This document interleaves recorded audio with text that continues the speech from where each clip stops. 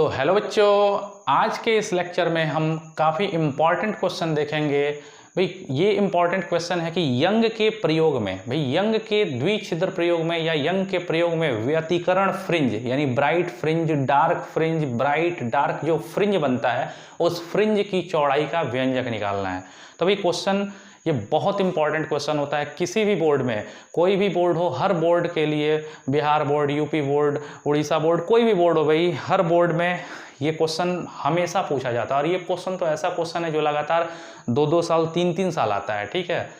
तो एकदम थोड़ा सा इस क्वेश्चन को बड़े ध्यान से पढ़िएगा। थोड़ा सा टफ है, थोड़ा सा डिफ़िकल्ट है, समझ में थोड़ा हो सकता है कि दिक्कत करे, लेकिन दिक्कत नहीं होगा। हम आपको बड़ा आसानी से समझाएंगे। कुछ चीज़ों को भी पहले ही हम क्लियर कर देंगे ताकि आगे दिक्कत नहीं हो, समझने में, आगे समझने में दिक्कत नहीं हो।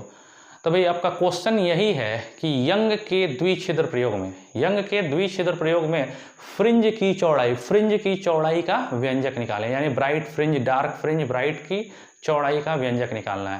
भाई जान लो, फ्रिंज की चौड़ाई, जो ब्राइट फ्रिंज बनता है ना, उसकी चौड़ाई, फ्रिंज की चौड़ाई को बीटा कहते हैं। क्या कहते हैं? बीटा। और फ्रिंज की चौड़ाई, चाहे ब्राइट की चौड़ाई चाहे डार्क की चौड़ाई सेम होती है। और भाई फ्रिंज की चौड़ाई का सूत्र होता है बीटा बराबर lambda capital D by small D. इसी फॉर्मूले को हमको निकालना है। चलो भाई कुछ चीज़ें इंपॉर्टेंट है जो हम बता देते हैं। भाई पहला बात तो ये जान लो कि, पहला बात ये जान लीजिए भाई कि यदि थीटा छोटा हो, थीटा अगर बहुत ही क्या हो भाई, छोटा हो, अगर थीटा बहुत ही छोटा हो, यानी कोण थीटा छोटा हो और कोण को रेडियन में मापा जाए, डिग्री में नहीं, अगर कोण बहुत ही छोटा हो और कोण को रेडियन में नापा जाए तो उस समय भाई साइन थीटा लगभग थीटा लिखते हैं।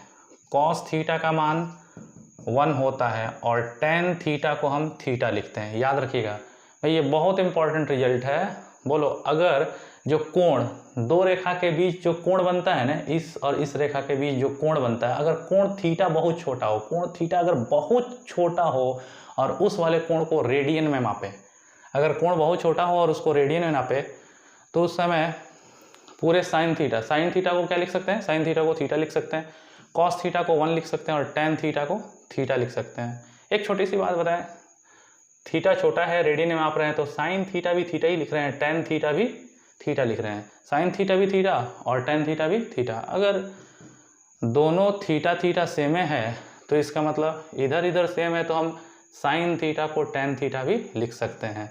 यानी ज़रूरत पड़ा तो, अगर कोण छोटा हो तो ज़रूरत पड़ा तो साइन थीटा की जगह टेन थीटा भी लेकर के हम काम चला सकते हैं। तो भाई पहला बात ये चीज़ ज़रूर आएगा इसमें।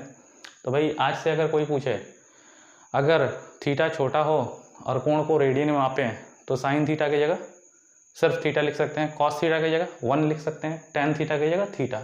क्योंकि थीटा और थीटा सेम है तो ज़रूरत पड़े तो साइन थीटा की जगह टेन थीटा भी लिखा जा सकता है। भाई पहली बात ये आएगी। दूसरी बात ये आएगी, भाई जान लो, तुम्हें पता होना चाहिए, दो रेखाओं के बीच का कोण वही होता है, यानी इसके बीच का कोण वही होगा जो इस वाले पर लंबवत। ध्यान दो भाई, ये बड़ा इंपॉर्टेंट थ्योरम है, 9th क्लास में आप लोग को पढ़ना है, 9th क्लास में इसका प्रूफ भी देखना है। दो रेखाओं के बीच का कोण कितना है यहाँ पे? थीटा। तो दो रेखाओं के बीच का कोण वही होता है जो दोनों पर परस्पर लंबवत रेखाओं के बीच होता है।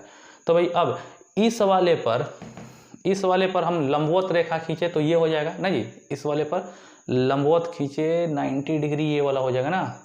और फिर जिस तरह इस पर लंबवत खींचे ये, तो उसी तरह इस पर लंबवत, इस वाले पर भी लंबवत खींच दें तो भाई ये हो जाएगा लंबवत ना, क्यों? ये 90 डिग्री। तो कह सकते हो कि ये अगर थीटा है, दोनों के बीच का एंगल ये थीटा है, तो दोनों पर लंबवत, एक ये और ये, एक ये, तो दोनों के बीच ये वाला भी एंगल क्या होगा? थीटा ही होगा। तो याद रखना, दो रेखाओं के बीच का कोण वही होता है जो दोनों पर परस्पर लंबवत, इस पर लंबवत ये और इस पर लंबवत ये, तो इसके बीच का भी कोण क्या होगा? थीटा ही होगा। तो भाई इसका यूज होने वाला है, इसीलिए इसको पहले हम बता दिए, ठीक है। तो चलो अब हम मुद्दे की बात करते हैं। हमारा क्या काम था भाई?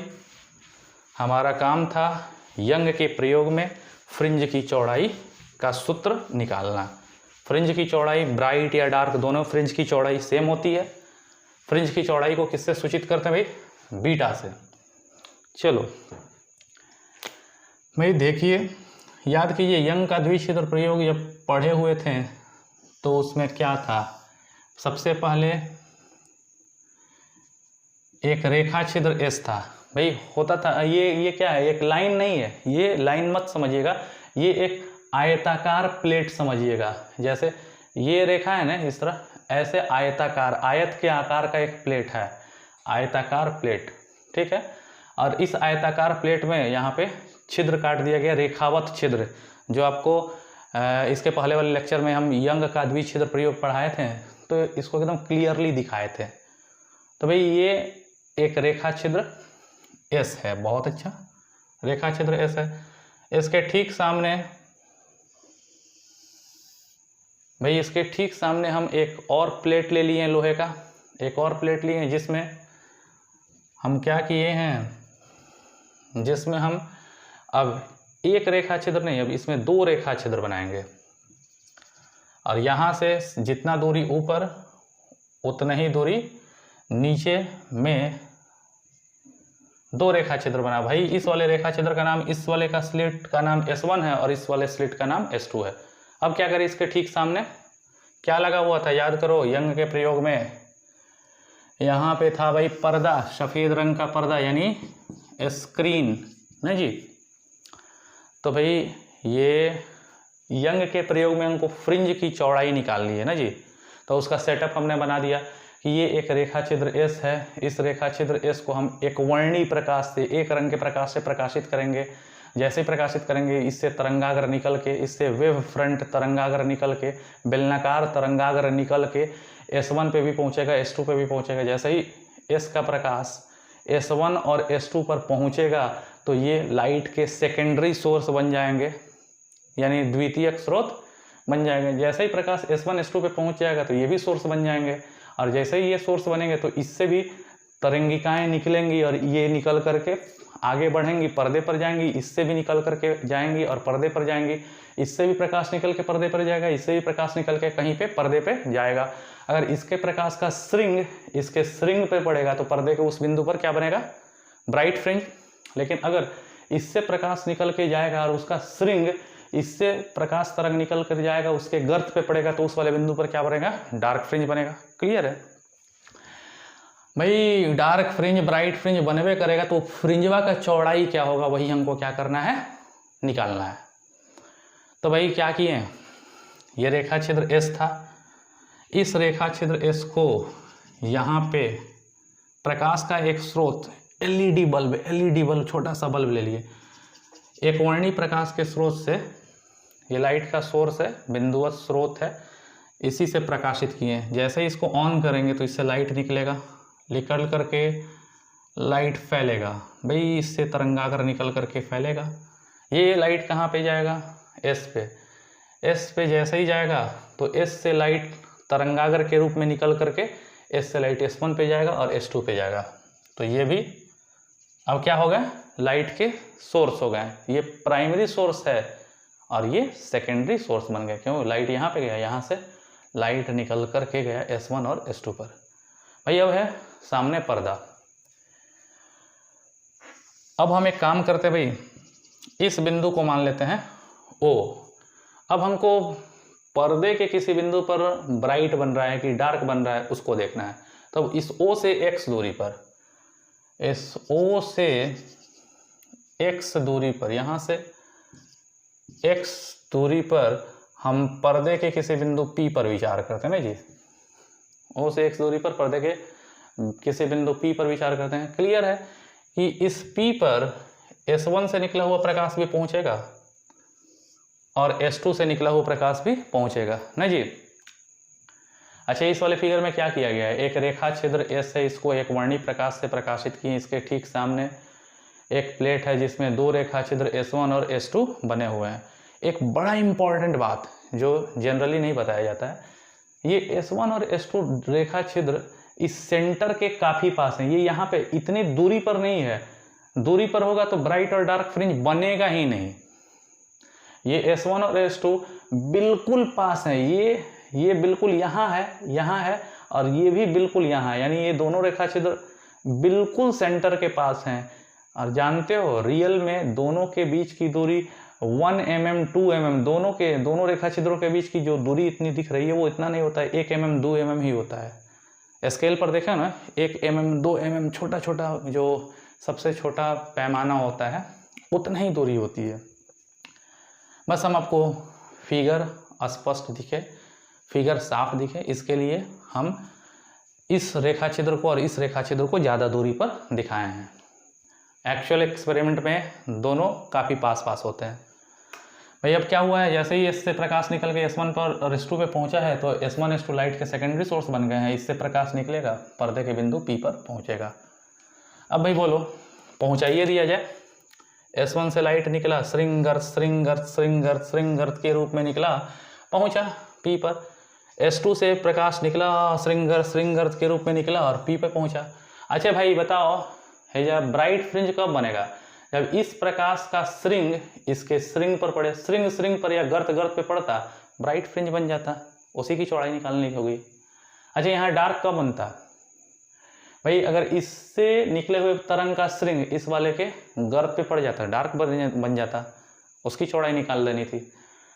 अब हम क्या करते हैं भाई, आप देख रहे होगे तो एकदम क्लियर पता चल रहा होगा कि P पर प्रकाश S1 से भी पहुंचा है और S2 से भी पहुंचा है, तो S1 वाला प्रकाश कम दूरी चल के पहुंचा है, लेकिन S2 वाला प्रकाश ज़्यादा दूरी चल के पहुंचा है। अच्छा, दोनों तरंगों के बीच कोई अगर पथांतर पूछे तो क्या करिएगा? पथांतर मतलब पथ में अंतर।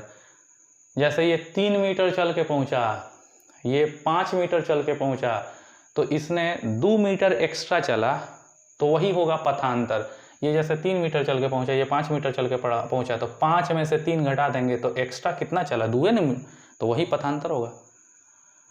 तो भाई S1 से प्रकाश पहुंचा P पे, S2 से भी प्रकाश पहुंचा P पे। अगर पथांतर निकालना है ना तो सबसे अच्छा उपाय है, यहाँ से हम क्या करें, इस वाले रेखा पर हम लंब डाल दें। लंब डाल दिए। अब ये जरूरी नहीं कि लंब इसी रेखा पर पड़े, इसी रेखा पर पड़े, कहीं भी पड़ सकता है, यहाँ कहीं भी पड़ सकता है। यहाँ पे ये लंब पड़ा है, इस वाले लंब को हम M कह दे रहे हैं, इस वाले बिंदु को हम N मान रहे हैं। भाई यहाँ से यहाँ तक की दूरी, यानी दोनों रेखा छिद्रों S1 और S2 के बीच की दूरी हम d ले रहे हैं। समझ रहे हो ना? कोई पूछे d क्या होता है? d मतलब दोनों रेखा छिद्रों के बीच की दूरी, और इस पॉइंट से पर्दे की दूरी क्या है? D। अब भाई बताइए, हम जब S1 से लंब डाले हैं S1M, जब ये लंब डाले हैं तो लगभग हम ये मान सकते हैं कि ये दूरी और ये दूरी सेम होगी। ऐसा हम इसलिए कह रहे हैं, ध्यान दीजिएगा, यहीं पे ट्रिक है, यहीं पे समझना है। भाई क्या किए हैं, हम O से X दूरी पर पर्दे के बिंदु P पर विचार किए हैं। यहाँ से भी P पर तरंग पहुँची है, यहाँ से भी तरंग पहुँची है, ये वाली तरंग लंबी चल के पहुँची है। कितना एक्स्ट्रा चल के पहुँची है? इतना एक्स्ट्रा चल के पहुँची है जो पथांतर है। ये पथांतर निकालने के लिए हम यहाँ से लंब डाल दिए, यहाँ से लंब डाल दिए, तो कह रहे हैं कि हई दूरी और हई दूरी बराबर हो गए। लेकिन तुम तो लौक रहा है तुमको कि हई तो समकोण त्रिभुज है, लंब डालें समकोण त्रिभुज है, समकोण त्रिभुज में कर्ण कभी भी आधार के बराबर नहीं होता है। लेकिन भाई एक बात जानिए, आपको ये जानना होगा कि S1 और S2 ये बहुत पास होते हैं, ये दूरी पर नहीं होते, ये बहुत ही पास होते हैं। जब बहुत ही ये पास होंगे न, जब बहुत ही पास होंगे तो ये रेखा, ये जब बहुत पास होंगे तो ये रेखा यहाँ से नहीं होगी, ये रेखा यहाँ से होगी और ये रेखा यहाँ से होगी। तो लगभग जब लंब डालेंगे न तो लगभग ये दूरी और ये दूरी क्या हो जाएगी? बराबर होगी, क्योंकि एक्चुअली ये दोनों काफ़ी पास होते हैं। जब पास होंगे ना तो उस समय ये दूरी और ये दूरी लगभग में बराबर हो जाएगी। तो अब तो क्लियर है कि S2 से निकली हुई तरंग इतनी एक्स्ट्रा चल रही, इतनी, और यही एक्स्ट्रा दूरी पथांतर कहलाती है। भाई ये बिंदु M था और यही दूरी पथांतर है। पथांतर को किससे सूचित करते हैं? Delta x। अब भाई क्या करते हैं, ये जो सेंटर वाला बिंदु है इसको मिला देते हैं, किससे? P से। इसको P से हमने मिला दिया, और भाई अब इस वाले एंगल को हम अपने से मान लिया थीटा। अच्छा ये थीटा है, अगर ये थीटा है तो ये थीटा है तो ऑटोमेटिकली ये वाला भी थीटा ही होगा। अब आप कहोगे क्यों? क्योंकि वहाँ पे जो हम बताए थे वही पर आधारित है। क्यों?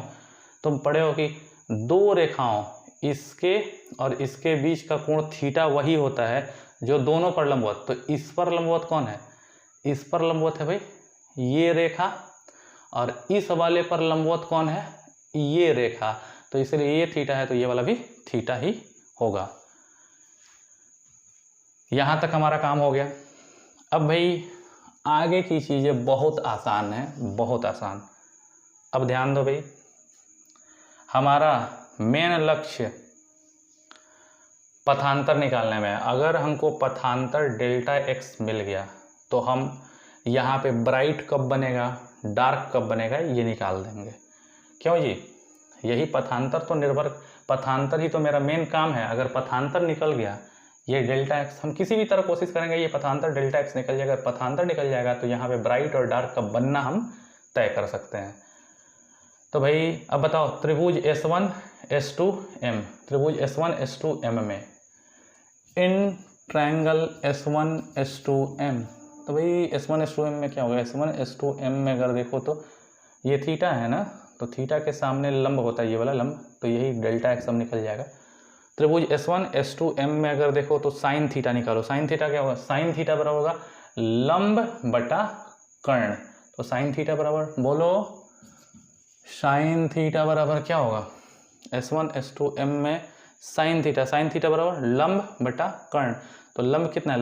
लंब है डेल्टा एक्स, तो डेल्टा एक्स बटा कर्ण कितना है? Small D, delta x by small D. बहुत अच्छा, इक्वेशन नंबर 1। तो भाई एक त्रिभुज S1 S2 M हो गया, और दूसरा का त्रिभुज NOP, त्रिभुज NOP में इन ट्रायंगल NOP में अगर भाई ध्यान दो तो तुम अगर इसमें tan थीटा निकालो इस वाले त्रिभुज में। क्यों tan थीटा? tan थीटा क्यों? क्योंकि इसमें लंब भी मालूम है, आधार भी मालूम है, तो लंब बटा आधार होता है। tan थीटा निकालो, tan थीटा बराबर क्या होगा? tan थीटा बराबर लंब बटा आधार x by capital D, x by, यहाँ से पर्दे की दूरी capital D, x by capital D. बहुत अच्छा भाई, इक्वेशन नंबर 2। एक बात यहाँ पे आपको बताना पड़ेगा, ये हम आपको एकदम क्लियर करना चाहते हैं कि ये जो बिंदु P है, यहाँ पे जानना चाहिए भाई कि ऑप्टिक्स में जितना भी फॉर्मूला निकलता है, उसको लगभग निकाला जाता है, वो एक्यूरेट नहीं होता है। अब यहाँ पे थोड़ा सा हम एक बात मानेंगे कि ये बिंदु P जो है O से बहुत ज़्यादा दूरी पर नहीं है, लिए O के पास ही लिए, बिल्कुल पास में ही लिए हैं, ज़्यादा दूरी वाले फ्रिंज पर विचार नहीं कर रहे हैं, पास ही में विचार कर रहे हैं। अगर ये बिंदु P पास होगा तो ये एंगल थीटा बड़ा नहीं होगा, थीटा बहुत ही छोटा होगा, ये एंगल थीटा बहुत ही छोटा होगा। तो भाई बताओ, यदि थीटा क्या हो? छोटा हो। अगर याद है थीटा छोटा हो तो ये साइन थीटा क्या हो जाएगा? साइन थीटा हो जाएगा। यहाँ से साइन थीटा क्या होता है? थीटा, साइन थीटा हो जाता है, थीटा बराबर delta x by small D हो जाएगा। क्या कर रहे हैं हम? थीटा को क्या मान लिए? छोटा। अगर थीटा छोटा हो जाए तो साइन थीटा को क्या लिख सकते हैं? साइन थीटा को सिर्फ थीटा लिखते हैं, साइन थीटा हो जाता है बराबर delta x by small D. और भाई थीटा छोटा होता है तो tan थीटा भी क्या होता है? tan थीटा भी होता है थीटा बराबर हो गया x बाई कैपिटल डी। ये इक्वेशन नंबर 3 और ये इक्वेशन नंबर 4। तो अब बताओ भाई, फ्रॉम 3 एंड 4, 3 और 4 से अगर देखो ये सेम है, ये सेम है, तो ये और ये भी सेम होगा, यानी delta x by small D बराबर x बाई कैपिटल डी। हमारा लक्ष्य क्या था? डेल्टा एक्स निकालना। क्यों? डेल्टा एक्स ही है ये पथांतर, यानी ये वाली तरंग कितना एक्स्ट्रा चली है ये पथांतर, तो इसलिए डेल्टा एक्स बराबर क्या होगा, डेल्टा एक्स बराबर D into x by capital D, equation number 5। यहाँ तक हमको देखना था।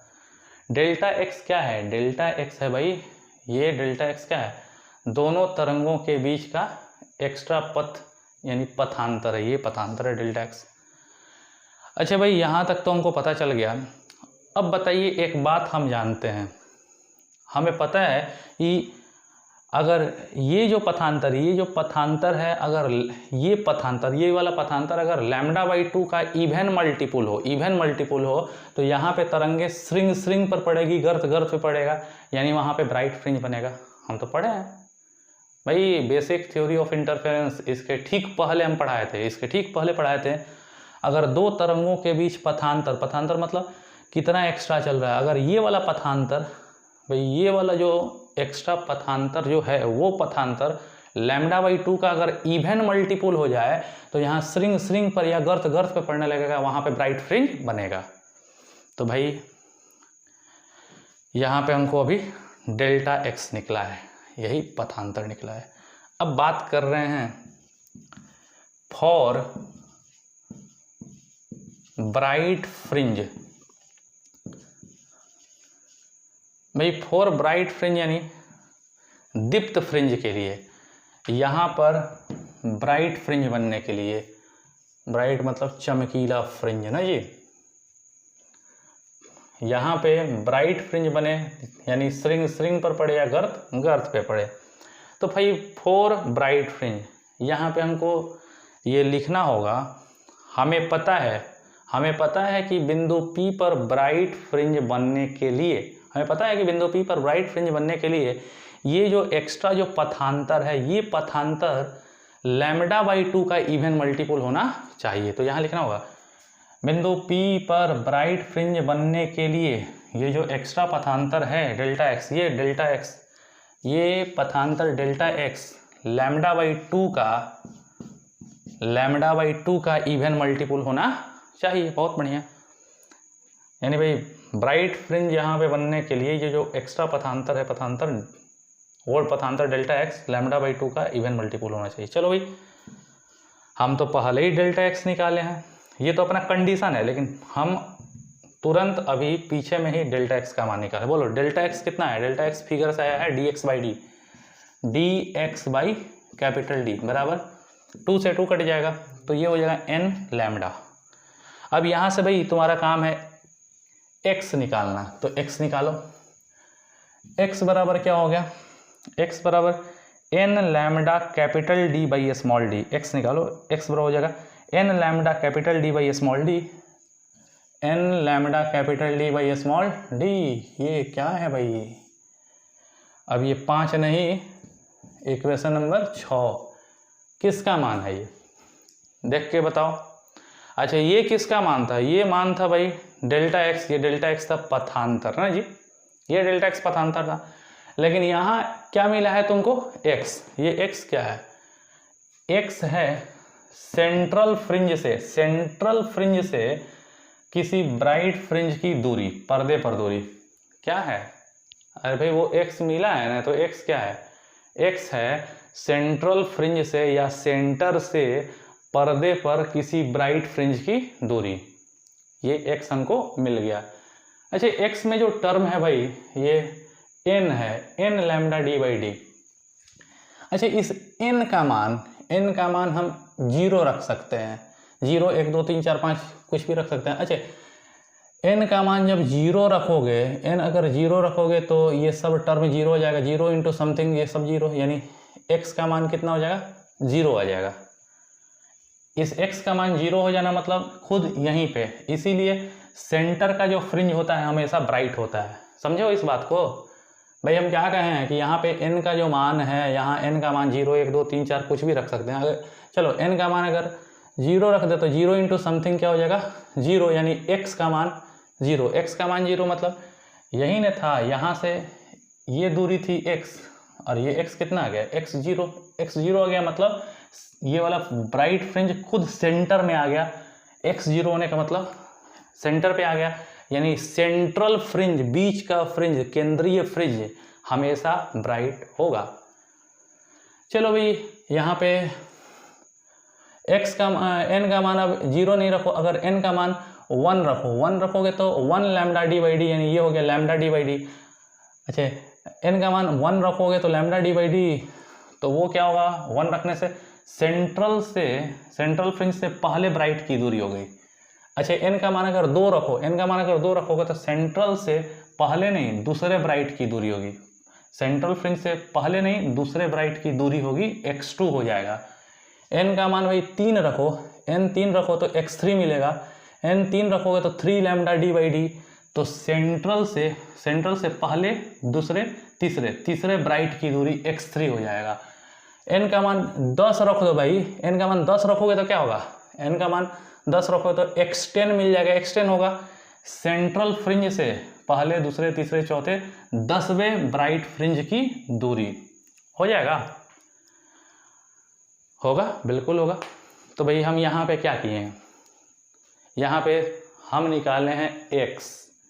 अच्छा, यहाँ x क्या था, यहाँ x था पर्दे पर सेंट्रल फ्रिंज से किसी भी ब्राइट, क्योंकि ब्राइट का कंडीशन निकाल रहे थे, यहाँ x था भाई सेंट्रल फ्रिंज से पर्दे पर किसी ब्राइट फ्रिंज की दूरी, और वो x का मान n lambda D by D के रूप में आया, n के रूप में आया, n का मान 0 1 2 3 4 कुछ भी रख सकते थे।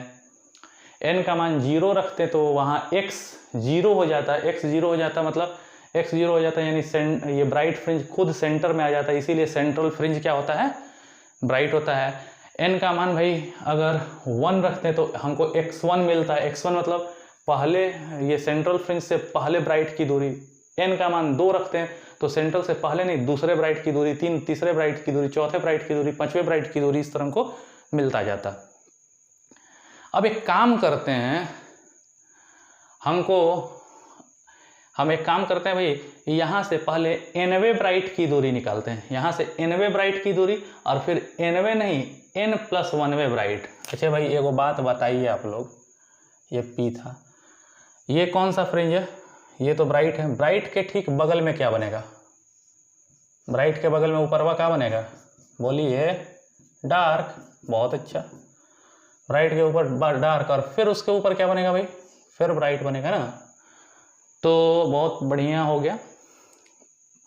अच्छा, एक और हम बात बताना चाहेंगे, एकदम बिल्कुल ध्यान दीजिएगा इस बात पे, आप ये मत समझिएगा कि ये पूरा यहाँ तक ब्राइट होगा और यहीं से बिल्कुल डार्क स्टार्ट हो जाएगा, यहाँ से पूरा ये डार्क होगा, ऐसा होता ही नहीं है। यहाँ से यहाँ तक ब्राइटनेस रहता है, इसके बाद से अंदर में ब्राइटनेस घटने लगता है, और बीच में पूरा डार्क हो जाता है, फिर ब्राइटनेस बढ़ता जाता है और फिर यहाँ पे ब्राइट पूरा हो जाता है। तो ऐसा होता है, ये नहीं होता है कि यहाँ तक का पूरा ब्राइट हो और फुल डार्क हो, पूरा ब्राइट हो फुल डार्क हो, ऐसा नहीं होता है, ब्राइटनेस घटता और बढ़ता रहता है। तो एक काम करते हैं भाई, अब यहाँ पे x जो निकला है ना, x का मान, अब यहाँ से अब क्या करते हैं, सेंट्रल फ्रिंज से, इस सेंट्रल फ्रिंज से nवें पहले दूसरे तीसरे चौथे सेंट्रल से nवें ब्राइट की दूरी निकालते हैं और फिर nवें नहीं n+1वें, सेंट्रल से nवें ब्राइट की दूरी और फिर n+1वें, यानी इससे एक आगे वाले ब्राइट की दूरी निकालते हैं। तो सेंट्रल से nवें ब्राइट की दूरी क्या होगी, x होगी कि xn, x1 x2 x3, और सेंट्रल से nवें ब्राइट की दूरी हो जाएगी भाई xn, और nवें नहीं n+1वें ब्राइट की दूरी। इस n+1वें ब्राइट की दूरी कितनी होगी भाई, xn होगी कि xn+1, xn+1 हो जाएगा, दोनों दूरी निकालते हैं, समझ रहे हैं। n का मान अगर 1 रखते हैं तो सेंटर से पहले ब्राइट की दूरी, दूसरे ब्राइट, तीसरे ब्राइट, चौथे ब्राइट, 5वें ब्राइट, अब सेंट्रल फ्रिंज से nवें ब्राइट की दूरी निकाल रहे हैं और n+1वें ब्राइट की दूरी निकाल रहे हैं। तो इसलिए सेंट्रल फ्रिंज से nवें ब्राइट फ्रिंज की दूरी, सेंट्रल से nवें ब्राइट की दूरी, सेंट्रल से nवे ब्राइट की दूरी क्या होगी, x1 की, x2 की, x3 की, x4 की, xn। तो x नहीं होगा, nवे ब्राइट की दूरी xn बराबर n का मान 1 नहीं, 2 नहीं, 3 नहीं, n की जगह na रखाएगा, तो n की जगह n lambda D by small D हो गया। Equation number 7। अब भाई पहले दूसरे तीसरे nवे हो गया, अब nवे ना, अब n प्लस 1वे निकाला, तो अब n प्लस 1वे की दूरी x1 की, x2 की, x3 की, xn प्लस 1, xn नहीं, अब xn प्लस 1, उसके आगे वाला xn प्लस 1। तो पर्दे पर सेंट्रल से n प्लस 1वे की दूरी, इसलिए सेंट्रल फ्रिंज से n प्लस 1वे ब्राइट फ्रिंज की दूरी, सेंट्रल से n प्लस 1वे ब्राइट की दूरी xn नहीं होगा, xn प्लस 1 बराबर n की जगह 1 रखाएगी कि 2 रखाएगी कि 3 रखाएगी, 4 की, 5 की, 10 की, n की जगह n रखाएगा कि n प्लस 1, तो n नहीं, n प्लस 1, n की जगह n plus 1 lambda D by small D. Equation number 8। अच्छा भाई, अब तुमको दिखने लगा होगा एक चीज ये दिखेगा कि nवे ब्राइट की दूरी xn मालूम है और n प्लस 1वे ब्राइट की दूरी xn प्लस 1 मालूम है, xn भी मालूम है और xn प्लस 1 भी मालूम है। अच्छा तुम बताओ, अगर इतना दूरी में से इतना दूरी घटा देंगे तो हमको ये दूरी मिलेगी और ये दूरी हमको डार्क की चौड़ाई कहलाएगी। यही देखना है। तुम कहोगे कि डार्क तो इतने चौड़ा ना होगा, डार्क तो इतने। अच्छा एक छोटा सा बात बताओ, इतना में से इतना घटा देंगे, यानी xn प्लस 1 में से अगर xn घटा देंगे तो हमको ये न दूरी मिलेगी इतनी, और इतनी कहोगे तो डार्क की चौड़ाई तो इतने न है। लेकिन हम बोले हैं ना कि डार्क जो है केवल यहीं तक नहीं होता, यहाँ तक जाकर के डार्क होता है, यहाँ तक जाके डार्क होता है, एकदम परफेक्ट यहीं पे डार्क खत्म नहीं हो जाता है, डार्कनेस आगे तक बढ़ता है, आगे तक बढ़ता है। तो इसीलिए हमको ब्राइट दो ब्राइट की दूरी मिली है और दो ब्राइट के बीच में क्या पड़ रहा है, डार्क, इसलिए डार्क की चौड़ाई, इसलिए डार्क फ्रिंज की चौड़ाई। भाई फ्रिंज की चौड़ाई को किससे सूचित करते हैं, बीटा।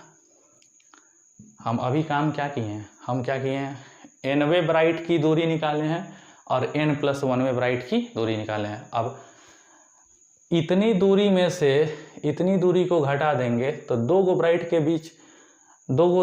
बीच डार्क ने बच रहा है, तो डार्क की चौड़ाई, इसलिए डार्क फ्रिंज की चौड़ाई, फ्रिंज की चौड़ाई बीटा बराबर क्या होगा, xn प्लस 1 माइनस xn। बहुत अच्छा, xn प्लस 1 माइनस xn।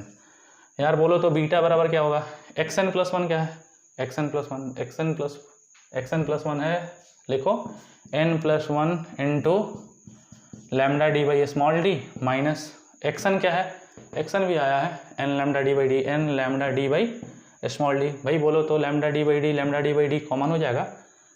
बहुत अच्छा, तो फ्रिंज की चौड़ाई, किस फ्रिंज की, दो गो ब्राइटवा के बीच डार्क बन रहा है, तो डार्क की चौड़ाई बीटा बराबर लैम्डा डी बाई डी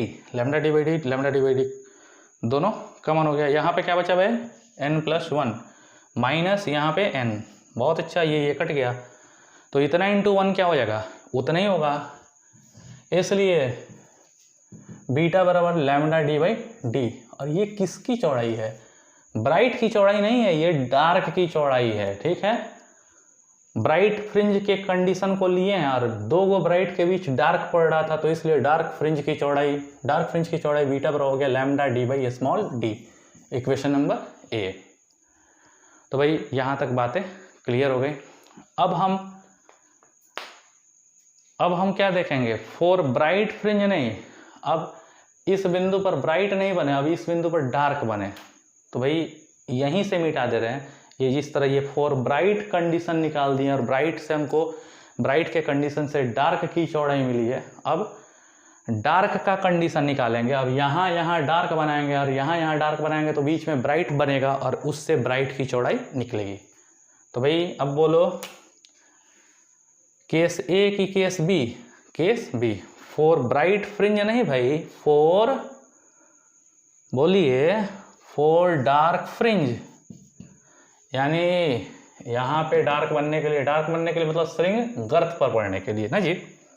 तुम पढ़े हो दो तरंगे अगर कहीं पे मिल रही हैं और वहाँ डार्क बने यानी श्रृंग गर्त पे पड़े, तो इसके लिए ये वाला जो पथांतर है, ये जो एक्स्ट्रा चला है, ये जो एक्स्ट्रा पथांतर है वो λ/2 का इवन नहीं ऑड मल्टीपुल होना चाहिए। तो फॉर डार्क फ्रिंज यहाँ लिखना पड़ेगा कि भाई बिंदु P पर डार्क फ्रिंज बनने के लिए अर्थात श्रृंग गर्त पर पड़ने के लिए दोनों तरंगों के बीच जो पथांतर है वो पथांतर Δx, वो Δx λ/2 का ऑड मल्टीपुल होना चाहिए। ऑड मल्टीपुल मतलब भाई 2n + -1 इंटू λ/2, पिछले वाले क्लास में हम देखे थे। हो गया, बहुत बढ़िया। ये पथांतर कितना होना चाहिए, λ/2 का ऑड मल्टीपुल 2n + -1 λ/2। चाहे प्लस ले लो चाहे माइनस ले लो, कौन सा लोगे, चाहे प्लस ले लो या माइनस ले लो, कोई एक ही को चिन्ह लेकर के चलो, तभी तो तुम सॉल्व कर पाओगे भाई। चलो हम प्लस ले रहे हैं, प्लस ले रहे हैं, कई लड़के कहेंगे कि नहीं माइनस लीजिए, तो चलिए आज प्लस नहीं ले रहे हैं, आज माइनस से ले रहे हैं। क्या कि सब कोई कहता है कि प्लस आसान होता है, माइनस तनी डिफ़िकल्ट होता है, इसीलिए टीचर लोग नहीं लेता है। तो चलिए माइनस ले लिए। तो भाई ये पथांतर क्या होना चाहिए, वो पथांतर λ/2 का इवन नहीं ऑड मल्टीपुल होना चाहिए, सम संख्या में से एक घट गया। अच्छा भाई ये पथांतर Δx कितना था, फिगर में Δx आया dx/d, तो dx/d बराबर ये dx/d बराबर भाई ये हो गया 2n - 1 इंटू λ/2। बहुत अच्छा। अब इसके आगे हमको सब मिटाना पड़ेगा।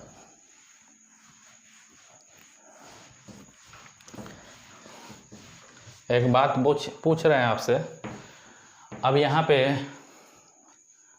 हम कौन सा फ्रिंज बना रहे हैं, अब यहाँ पे हम डार्क फ्रिंज बनाने की कोशिश कर रहे हैं ना जी। यहाँ पे अब डार्क फ्रिंज, यहाँ पे क्योंकि डार्क फ्रिंज का कंडीशन है यानी श्रृंग गर्त पे पड़ना चाहिए, वहाँ डार्क फ्रिंज बना रहे हैं। अब देखो क्या कर रहे हैं भाई, यहाँ पे डार्क फ्रिंज बना रहे हैं मतलब ये वाला डार्क की बात करें, ये डार्क हो गया, यहाँ डार्क बनाना है। ये डार्क बनाएंगे तो ऊपर वाला एक ब्राइट छोड़ के फिर क्या बनाएंगे, डार्क ही बनाएंगे ना। क्यों, पिछले वाले फिगर में ब्राइट के बीच डार्क था, अब डार्क और डार्क के बीच ब्राइट आ गया। तो चलो भाई कंडीशन तो वैसा ही होगा। तो चलिए भाई अब बताइए, यहाँ से फिर हम क्या निकालेंगे, x निकालेंगे। तो x निकालेंगे तो ये तिरछा तिरछी गुणा में जाएगा, ये नीचे चला जाएगा। तो x बराबर क्या होगा 2n - 1 into lambda, 2n - 1 into lambda capital D भाई स्मॉल 2d हो जाएगा। ये x मिल गया ना जी, बहुत अच्छा मिला x। एक बात बताएं, x क्या है, x किसको कहते हैं, x कहते हैं भाई सेंट्रल फ्रिंज से पर्दे पर किसी डार्क की दूरी ना जी, क्योंकि अब तो डार्क की बात कर रहे हैं। तो ये x क्या है, x है भाई सेंट्रल फ्रिंज से, केंद्रीय फ्रिंज से पर्दे पर किसी डार्क की दूरी यानी जहाँ श्रृंग गर्त पे पड़े वो दूरी है x। अच्छा भाई इस x में एक टर्म आ रहा है n का मान तुम 0 रखो, n का मान जब 0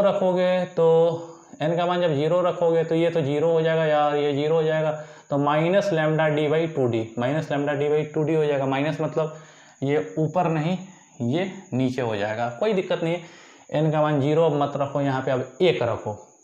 n का मान क्या रखो, 0 छोड़ दो। अगर n का मान 1 रखोगे तो क्या होगा, 1 रखोगे तो 2 कम 2 में से 1 गया, 1 इंटू λd/2d हो जाएगा।